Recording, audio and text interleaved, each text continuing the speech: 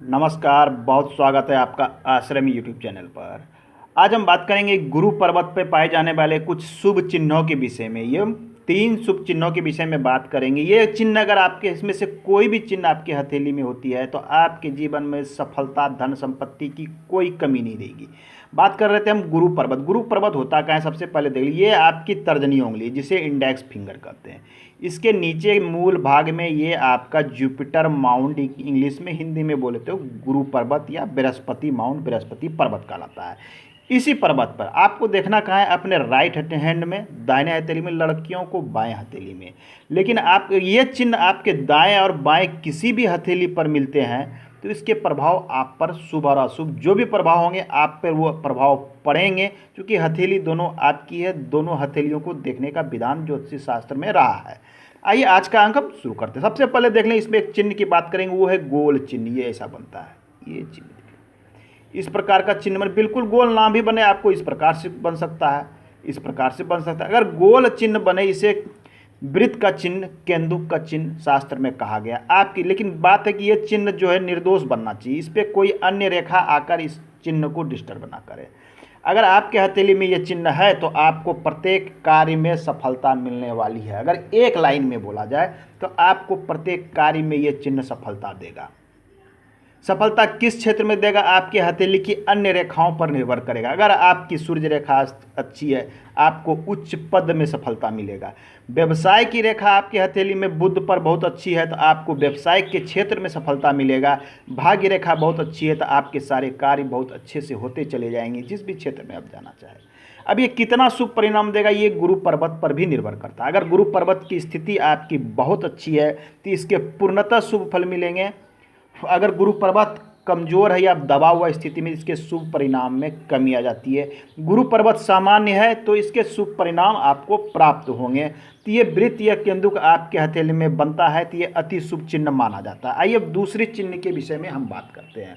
दूसरा चिन्ह जिसकी हम बात कर रहे हैं, अक्सर इस चिन्ह के विषय में चर्चाएं होती है, वो चिन्ह है नक्षत्र का चिन्ह। नक्षत्र का चिन्ह बनता कैसा है, हम क्रॉस के चिन्ह की बात नहीं कर रहे हैं, हम नक्षत्र की चिन्ह की बात कर रहे हैं। ये नक्षत्र का चिन्ह बनता है, इसमें कम से कम 5 रेखाएं होती है। ये ध्यान देने की बात है, ये 5 रेखाएं कम से कम, इसमें 6 भी हो सकते हैं।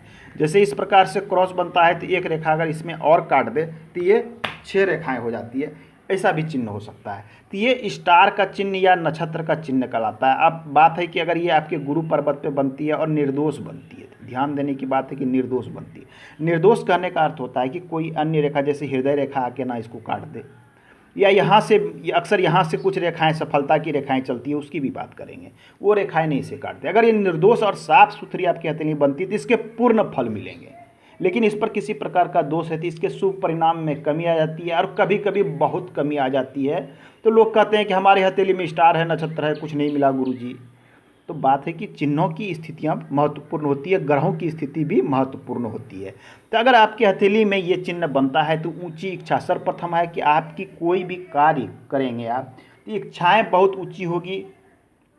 व्यवसाय करेंगे उच्च स्थिति में, नौकरी करेंगे तो ऊँचे पद पर, ठेकेदारी करें, कोई भी कार्य करें, खेती करें, जो भी इच्छाएं अपनी कार्य को करें, ये उच्च स्थिति की कार्य को दिखलाता है। बड़े पद, बड़े कार्य, बड़े व्यवसाय को दिखलाता है। इनकी और ऊंची इच्छाओं की पूर्ति, इनकी जो इच्छाएं होती है बहुत बड़ी बड़ी होती है। छोटे कार्य के विषय में कभी नहीं सोचते हैं, छोटे धन के विषय में नहीं सोचते हैं, छोटे किसी भी छोटे चीज़ के विषय में ये नहीं सोचते हैं। हमेशा ये बात करते हैं, सोचते हैं बड़ी चीज़ों, और इनकी इच्छाओं की पूर्ति भी होती है।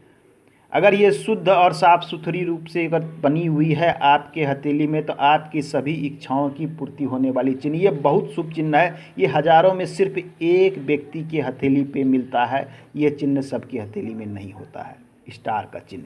तो गुरु माउंट अगर आपका बहुत अच्छा है तो इसके पूर्ण फल मिलेंगे। अगर गुरु पर्वत सामान्य है तो इसके कुछ परिणाम में थोड़ी सी कमी आ जाएंगे। अगर गुरु पर्वत दबा हुआ है या कमज़ोर है तो इसके शुभ परिणाम मिलेंगे, लेकिन इसके परिणाम आपको कम प्राप्त होंगे, क्योंकि पर्वत की स्थिति भी महत्वपूर्ण होती है। लेकिन यह चिन्ह आपके हथेली में है तो आपके इसमें धन संपत्ति में आपको पास में कभी कमी नहीं होगी। धन तो आपके पास सर्वोपरि रहेगा ही रहेगा।